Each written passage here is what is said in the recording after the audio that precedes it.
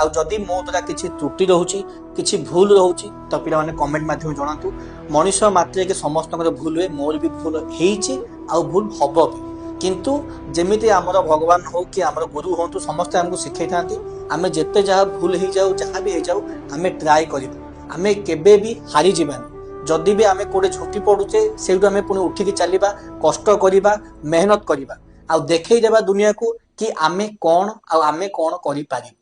ଏଇ ଲକ୍ଷ୍ୟରେ ଏଇ ମିଶନରେ ପିଲାମାନେ ମୁଁ ବାହାରିଛି, ଯୋଉଟା କି ଅଲ୍ ଓଡ଼ିଶା ଯୋଉମାନେ ବି ବିଇଡି ଆଡମିସନ କରିଛନ୍ତି ସେଇମାନଙ୍କୁ ଗୋଟେ ଆଫୋର୍ଡେବଲ ଫିରେ ତାଙ୍କର ବିଇଡି ର ଯେତିକି ଏଣ୍ଟ୍ରାନ୍ସ ଏକ୍ଜାମ ଆସିବ, ଯେତିକି ଆପଣଙ୍କର ଜବ୍ ଆପଣ ଯୋଉ ଜେଟି ହେଲା, ଟିଜିଟି ହେଲା, ଆରଏସଟି ହେଲା, ଏଲଟିଏଲ ହେଲା, କେବି ହେଲା, ଏନି ଜବ୍ ଆସୁଛି ଗୋଟେ ଆଫୋର୍ଡେବଲ ଫିରେ ଆପଣ ପଢିପାରିବେ।